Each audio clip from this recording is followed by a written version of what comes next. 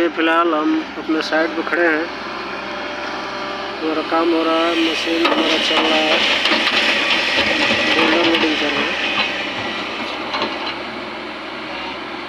Video को like करिए and subscribe करिए। हम और आपको फील्ड वर्क जो रहता है सिविल इंजीनियर ब्लॉक में आपको दिखाएंगे कि रोड 4 लाइन कैसे बनता है, कैसे क्या होता है। नया नया वीडियो देखने के लिए मेरे चैनल को लाइक एंड सब्सक्राइब करिए।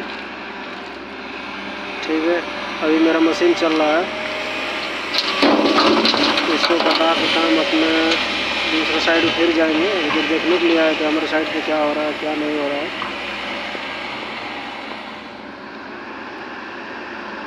इसको प्रोग्राम दे दिए हैं, अपना करते रहेगा।